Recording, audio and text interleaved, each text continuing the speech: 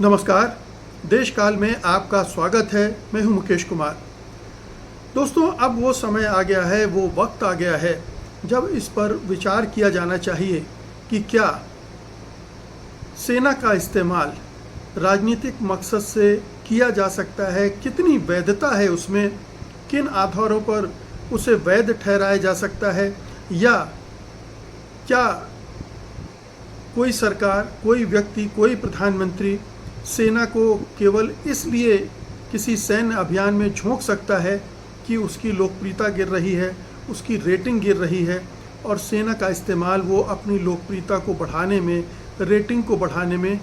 करने लगे, तो क्या स्थिति बनेगी। ये कुछ बहुत ही गंभीर सवाल हैं जो मैं नहीं उठा रहा हूँ, बल्कि बहुत सारे जाने माने रक्षा विशेषज्ञों ने उठाए हैं। उन पर गौर किया जाना चाहिए। हालांकि ये सवाल बहुत ही दबी ज़ुबान से उठाए जा रहे हैं, क्योंकि बहुत सारे लोगों को डर लगता है कि अगर इस तरह के प्रश्न उठाए गए तो मौजूदा सरकार, सत्तारूढ़ दल, उसकी जो ट्रोल सेना है, उनके पीछे पड़ जाएगी, उनको बदनाम करने लगेगी, उन पर आरोप लगाएगी कि वो देश विरोधी बातें कर रहे हैं, वो सेना के विरोध में बात कर रहे हैं, जबकि इनका मकसद ये है कि सेना को राजनीति से परे रखना चाहिए, राजनीतिक मकसद के लिए इस्तेमाल नहीं किया जाना चाहिए। देखिए, हम सब अभी बात कर रहे हैं और बार बार लगातार बात होती रही है कि जितने भी ऑपरेशंस हुए हैं उनके बाद इस सरकार ने और सत्तारूढ़ दल ने उनका चुनावों में कैसे कैसे इस्तेमाल किया, उस पर मैं बाद में आऊँगा। लेकिन जो चुनाव के पहले ही अगर ये मंशा हो किसी सरकार की कि हमें अब अपनी लोकप्रियता बढ़ाने के लिए एक सैन्य कार्रवाई की ज़रूरत है और मौके की तलाश की जाए या मौका बना दिया जाए, तब क्या स्थिति होगी और तब सेना किस तरह से उस पर सोचती होगी, हमारे सैनिक किस तरह से सोचते होंगे कि ये तो लड़ाई का कोई मोर्चा बनता नहीं है, ये तो कोई लड़ाई का मौका था नहीं, और अगर लड़ाई का मौका था तो फिर ये आधी छिटपुट लड़ाई क्यों करवाई जा रही हमसे। ये सवाल निश्चित रूप से सेना के दिमाग में कौंधते होंगे, और तब उनके मन में ये भी प्रश्न उठता होगा कि उनसे कार्रवाई कहीं देश की सुरक्षा के लिए ही करवाई जा रही है फिर, या फिर इसका कोई राजनीतिक एजेंडा है। तो ये वो सवाल हैं जिन पर आज बहुत ही गंभीरता से विचार करने की ज़रूरत है, क्योंकि अगर सेना का भी इस तरह से इस्तेमाल होने लगा तो भारतीय लोकतंत्र, भारत की संवैधानिक व्यवस्था सब चरमरा जाएगी, जो कि पहले ही बहुत चरमरा चुकी है, बहुत ही नीचे गिर चुकी है, उसका पतन बहुत हो चुका है। लेकिन अगर सेना, जो अभी तक हम इस तरह से उसको लेते रहें कि वो धर्मनिरपेक्ष है, तटस्थ है, राजनीति से परे है, वो मामला फिर गड़बड़ हो सकता है। तो आप जानते हैं कि अभी तक 3 बड़े सैन्य अभियान इस सरकार ने किए हैं। आप बड़े भी कह सकते हैं, छोटे भी कह सकते हैं, जिनका प्रचार प्रसार इतना हुआ है इसलिए हमें बड़े लगते हैं, लेकिन मैं उनके भीतर जाकर उनका विश्लेषण करूंगा आज आपके लिए कि 3 बड़े चर्चित, कहना चाहिए, बड़े आप ना कहें तो चर्चित अभियान रहे हैं। पहला 2016 में सर्जिकल स्ट्राइक हुई थी, जब 18 सितंबर 2016 को उड़ी पर हमला हुआ था, उड़ी में हमला हुआ था और उसमें 19 सैनिक शहीद हुए थे। इसके बाद जो है 18 से 29 सितंबर के बीच हमारी सेना ने पीओके में आतंकी संगठनों के ठिकानों पर स्ट्राइक की थी, और इनका मकसद ये बताया गया था कि आतंकी लॉन्च पैड्स को नष्ट करना है। दूसरा 2019 का बालाकोट एयर स्ट्राइक था। पुलवामा में हमला हुआ था 14 फरवरी 2019 को, हमारे 40 सीआरपीएफ के जवान शहीद हो गए थे, और फिर 26 फरवरी 2019 को भारतीय वायुसेना ने पाकिस्तान के बालाकोट में कार्रवाई की थी। फिर 2025 का अभी ऑपरेशन सिंदूर है, जो कि पहलगाम हमले के बाद किया गया था। अब इन तीनों हमलों को आप देखिए कि पहले जो 2016 में हुआ था, उसके बाद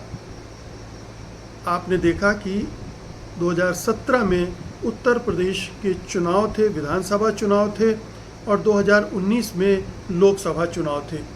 उनके पहले ये सर्जिकल स्ट्राइक की गई थी, और सर्जिकल स्ट्राइक को मोदी की स्ट्राइक के रूप में प्रचारित किया गया था, और चुनाव में भी इनके आधार पर पोस्टर बनाए गए थे। और बल्कि उड़ी का जो वीडियो था कार्रवाई का, वो 2016 में ऑपरेशन हुआ था, 2017 में चुनाव 2018 में, माफ़ कीजिएगा, तब जारी किया जब लोकसभा चुनाव पास आ गए थे। तो ये उसका राजनीतिक एजेंडा दिखाने वाली घटनाएं हैं। पहली बात तो ये है कि जो 2016 में सर्जिकल स्ट्राइक हुई थी, उसको ये बताया गया था, इस तरह से प्रचारित किया गया था कि ऐसी सर्जिकल स्ट्राइक पिछली सरकारों ने नहीं की है। लेकिन आप जानते ही हैं कि पिछली बहुत सारी सरकारें ये सब करती रही है, और जो सेना के पूर्व जनरल थे, सेना प्रमुख थे वीके सिंह, बाद में बीजेपी में शामिल हो गए और बीजेपी सरकार में मंत्री बने। उन्होंने खुद, ध्यान रखिएगा, ये कोई और नहीं, बीजेपी सरकार में मंत्री बनने वाले जनरल वीके सिंह ने 2018 में खुलासा किया था कि यूपीए सरकार के दौरान कई सर्जिकल स्ट्राइक की गई थी, और ये ऑपरेशन जम्मू कश्मीर में नियंत्रण रेखा पार करके आतंकी संगठनों के ठिकानों पर की गई थी, निशाना बनाकर की गई थी। मतलब 2004 से 2014 के बीच में ऐसी कई एयर स्ट्राइक की गई थी, लेकिन उनको प्रचारित नहीं किया गया था। क्यों नहीं प्रचारित किया गया था? क्योंकि तब ये पूरी मान्यता थी कि इस पर ढोल बजाने की ज़रूरत नहीं है, इस पर शेयर लेने की ज़रूरत नहीं है, इसको प्रचारित करने की ज़रूरत नहीं है, क्योंकि अगर इस तरह से प्रचारित किया जाएगा तो भारत की छवि पर फ़र्क पड़ेगा, पाकिस्तान को एक माइलेज भी मिल सकता है, और कूटनीतिक स्तर पर जो भारतीय टीम इसका फ़ायदा उठा सकती है, कूटनीतिक स्तर पर जो पाकिस्तान को अलग थलग करने का मामला है, उसमें उसको दिक्कतें पेश आ सकती हैं। 2011 में एक मेजर सर्जिकल स्ट्राइक हुई थी, जब भारतीय सेना ने एलओसी के पार जाकर लॉन्च पैड्स को नष्ट किया था, लेकिन इन कार्रवाइयों को गोपनीय रखा गया था, सार्वजनिक नहीं किया गया था। यहाँ तक कि संसद में रक्षा मंत्री एंटनी से ये सवाल पूछा गया था कि एंटनी थे उस समय, उन्होंने इसको टाल दिया था। अगर सरकार चाहती तो उसको प्रचारित करती, उसका राजनीतिक लाभ लेती, और वो समय तब था जब यूपीए सरकार मुश्किल में थी। अगर वो राष्ट्रीय सुरक्षा और राष्ट्रवाद का बाना पहन लेती, जैसे कि ये सरकार बार बार करती है, तो वो बहुत सारी मुश्किलों से निकल सकती थी और अपोजिशन को किनारे भी धकेल सकती थी, लेकिन उसने ऐसा नहीं किया। 2008 में जब मुंबई पर अटैक हुआ 26/11 का, उसके बाद बेशक भारत सरकार ने सैन्य कार्रवाई नहीं की घुसकर, लेकिन कूटनीतिक और खुफिया स्तर पर कई तरह से कार्रवाई की, जिसके बाद पाकिस्तान पर दबाव पड़ा और लश्कर तैयबा जैसे आतंकियों पर मुकदमे चले और फिर उसको बैन भी किया गया। इस तरह के ऑपरेशन लगातार होते रहे हैं। माफ़ कीजिएगा, ए.के. एंटनी ने 2013 में संसद में कहा था कि आवश्यक कार्रवाई की छूट है। सर्जिकल स्ट्राइक को उन्होंने उस समय पब्लिक नहीं किया था, सार्वजनिक नहीं किया था। तो 2013 में बहुत क्रूशियल जंक्चर में थी। अगर आपको याद हो, मनमोहन सिंह सरकार, हर दिन घोटाले की चर्चा, हर दिन इस्तीफे, इस तरह की घटनाएं हो रही थी। और अगर ये सरकार चाहती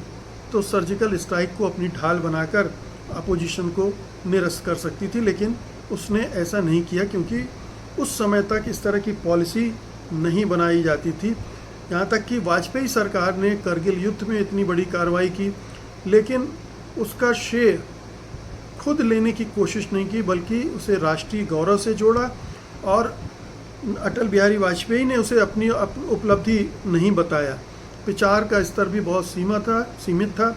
और इसे सेना की उपलब्धि के रूप में प्रस्तुत किया गया। तो उस कार्रवाई का भी फ़ायदा उस सरकार ने, अटल बिहारी वाजपेयी सरकार ने या खुद अटल बिहारी वाजपेयी ने लेना ठीक नहीं समझा, क्योंकि ये सेना के राजनीतिक इस्तेमाल का मामला बनता। तो लगातार हम देख रहे हैं कि इसी तरह से इंदिरा गांधी ने जब 1971 में बड़ी सैनिक कार्रवाई की थी, वो तो पूरी जंग थी, लेकिन उस समय भी भले ही सब तरफ ये श्रेय उनको दिया गया कि ये इंदिरा गांधी का साहस था, लौह महिला थी, उन्होंने ये कार्रवाई की, बांग्लादेश को अलग करवा दिया। अपोजिशन के लीडर भी उनको ये श्रेय दे रहे थे, लेकिन खुद इंदिरा गांधी ने या उनकी सरकार ने इस तरह से प्रचारित नहीं किया कि वो इसका चुनावी या राजनीतिक लाभ लेना चाहते हैं। एक और कार्रवाई कीजिए ऑपरेशन ब्लू स्टार की, ये हालांकि सीमा के पार नहीं की गई, लेकिन हम सब जानते हैं कि ऑपरेशन ब्लू स्टार में सीमा पार से आतंकवादी ही स्वर्ण मंदिर में कब्जा जमाए बैठे थे और उनको हटाने के लिए बहुत मेजर बड़ी कार्रवाई इंदिरा गांधी ने उस समय की थी, लेकिन उसका भी प्रचार उस तरह से नहीं किया गया और हालांकि उसके बाद इंदिरा गांधी को उसका नुकसान उठाना पड़ा, उल्टे उनकी हत्या हो गई, लेकिन उसका फ़ायदा नहीं उठाया। तो नरसिम्हा राव सरकार के दौरान भी एलओसी पर छोटे स्तर के बहुत सारे ऑपरेशन हुए, ख़ासतौर पर जब कश्मीर में आतंकवाद चरम पर था, उस समय कई सर्जिकल स्ट्राइक भारतीय सेना ने की सीमा पार जाकर भी, लेकिन इनका कुछ नहीं उस तरह से इस्तेमाल हुआ। तो कहने का मतलब ये है कि ये सरकार इस तरह से लगातार प्रचारित करती रही कि जैसे वही देश की सुरक्षा को सबसे अच्छे ढंग से समझती है, सबसे अच्छे ढंग से कर रही है, और ये छिटपुट स्ट्राइक को वो अपने फ़ायदे के लिए, राजनीतिक फ़ायदे के लिए इस्तेमाल करती रही है। ये राजनीतिक इस्तेमाल के लिए ही स्ट्राइक की गई या नहीं की गई, ये विवादास्पद हो सकता है कि पुलवामा हुआ, उसके बाद बालाकोट हुआ। अब इन तीनों कार्रवाई की उपलब्धियों को लेकर भी बहुत सारे संदेह हैं। आप जानते ही हैं कि बालाकोट में जो स्ट्राइक की गई थी उसमें तमाम अंतर्राष्ट्रीय एजेंसियों ने बताया कि एक परिंदा भी वहाँ नहीं मरा था। तो ये दिखावटी थी, नूरा कुश्ती जैसी थी, पाकिस्तान को बताकर की गई थी, ऐसा कुछ माना जाता है। उड़ी स्ट्राइक में दावे बड़े किए गए, लेकिन प्रमाण कुछ सामने नहीं आए। और अब जब 2025 में पहलगाम वाला हमले के बाद भारत सरकार, भारतीय सेना ने कार्रवाई की, तो उसमें भी युद्ध विराम जिस तरह से हुआ, या ये खबरें आई कि हमारे कई विमान नष्ट किए हैं पाकिस्तान ने, उनसे हमारे ये उल्टा जैसा पड़ गया है। ये एक धारणा अंतर्राष्ट्रीय स्तर पर बनी है कि इस युद्ध में भारत को नुकसान उठाना पड़ा है, और जिस तरह से युद्ध विराम हुआ उसने भी ये परसेप्शन भारत के अंदर भी बनाया है। भले ही इस तरह का प्रचार मोदी सरकार और भारतीय जनता पार्टी कर रही हो कि बड़े पैमाने पर वो तिरंगा यात्रा निकाल रही हो और इस तरह के सोशल मीडिया पर #इंडिया स्ट्राइक बैक जैसे अभियान चला रही हो, ये तमाम चीज़ें हो रही हैं। और आपने तो उनके पोस्टर भी देखे होंगे, उनके कटआउट्स जगह जगह लगाए जा रहे हैं जिसमें वो सेना की वेशभूषा में हैं और ये दिखा रहे हैं कि बस अभी जंग में जा रहे हैं या जंग से लौट कर ही आए हैं, और ये अपनी एक छवि गढ़ने की कोशिश वो कर रहे हैं कि वो कितने सेना से जुड़े हुए हैं, कितने सेना के प्रति समर्पित हैं। ये तमाम चीज़ें वो मोदी सरकार इसको इस ढंग से प्रस्तुत कर रही है। जिस तरह के भाषण प्रधानमंत्री मोदी ने दिए, चाहे वो बीकानेर की रैली में दिए हों या राष्ट्र के नाम संबोधन में दिए हों, उसमें भी एक ख़ास तरह की राजनीति आप देख सकते हैं। तो कहने का मतलब ये है कि ये कहना कि पहले की सरकारें कमज़ोर थीं, पहले की सरकारें कार्रवाई नहीं करती थीं, ये एक बड़ा झूठ है। लेकिन कार्रवाइयाँ होती थी, लेकिन उन सरकारों ने अपनी फ़ायदे के लिए, खुद श्रेय लेने के लिए, अपनी उपलब्धि बताने की कभी कोशिश नहीं की। उसका क्रेडिट हमेशा हमेशा सेना को ही दिया जाता रहा, क्योंकि वो कार्रवाई करती है। जबकि इधर हो ये रहा है कि सेना को क्रेडिट तो दिया जाता है, लेकिन उससे बड़ा क्रेडिट चुनाव में ये सरकार और सत्तारूढ़ दल उसका फ़ायदा उठाने की कोशिश करती। जैसे आपने देखा होगा कि सर्जिकल स्ट्राइक के समय हैशटैग सर्जिकल स्ट्राइक, फिर बालाकोट के समय हैशटैग बालाकोट जैसे सोशल मीडिया पर अभियान चलाए गए और ये साबित करने की कोशिश की गई कि मोदी सरकार कितनी सख्त है आतंकवाद के मामले में, और ज़ीरो टॉलरेंस की बात बार बार दोहराई जाती रही है। ये जताने की कोशिश की जाती रही है कि पिछले सरकारें तो निकम्मी थी, डरपोक थी, लेकिन ये सरकार अपने आप को अपने स्तर पर बहुत कड़ी कार्रवाई कर रही है। वापस उन मूल प्रश्नों पर लौटते हैं कि जो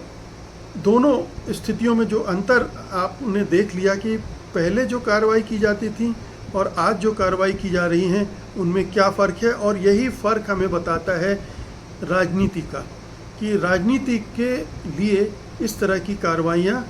या तो की जा रही हैं या कार्रवाई करके उसका श्रेय लेने की कोशिश की जा रही हैं। ये एक बहुत ही जो हमारी परंपरा थी सेना की और सरकार की, उससे इतर जाने की कोशिश है।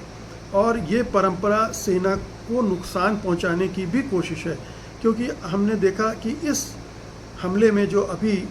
पहलगाम हमले के बाद हुआ, उसमें हमारी नज़रों में भले ही, हिंदुस्तान की नज़र में भले ही सेना की छवि अच्छी हो, सेना ने बहुत अच्छा काम किया, जो कि सही बात भी है, उससे कोई इनकार नहीं कर सकता है। लेकिन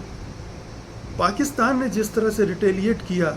पाकिस्तान ने जिस तरह से विमानों को नष्ट करने की बात कही और अंतर्राष्ट्रीय स्तर पर वो फैली, उससे भारतीय वायुसेना की छवि को थोड़ा बट्टा लगा है कि भारतीय वायुसेना इतनी कैपेबल है कि नहीं कि पाकिस्तान जो कि चीन के साथ, चीन के बल पर जवाब दे रहा था, उसका मुकाबला कर सकती है, नहीं कर सकती है। तो ये प्रश्न भारतीय वायुसेना को लेकर खड़े हो गए हैं और ये इसी का परिणाम है कि सरकार राजनीतिक फ़ायदा उठाने के लिए इस तरह की चीज़ें हड़बड़ी में, जल्दबाजी में करती है, जिसका कुछ ठोस नतीजा भी हमारे सामने नहीं होता है। हम मान लेते अगर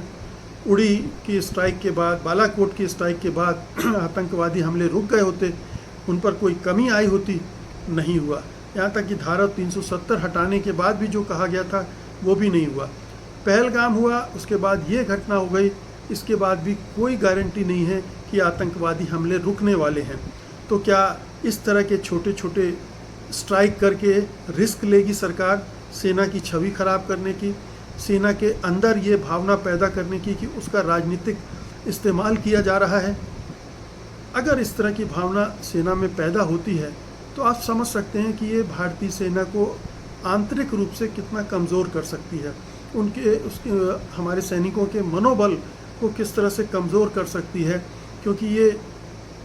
वो इस जोश और इस भावना से लड़ाई लड़ते हैं कि हम अपने देश के लिए लड़ रहे हैं, हम अपने देश की सीमाओं को सुरक्षित करने के लिए लड़ रहे हैं। लेकिन अगर उनके दिमाग में ये बात बैठी कि हमें इसलिए फ्रंट पर भेजा जा रहा है क्योंकि सरकार को इससे कुछ राजनीतिक लाभ लेना है, तो सोचिए कितना मनोवैज्ञानिक असर भारतीय सेना पर पड़ेगा और वो बहुत ही ख़तरनाक होगा। बहुत बहुत शुक्रिया आपका, धन्यवाद, नमस्कार।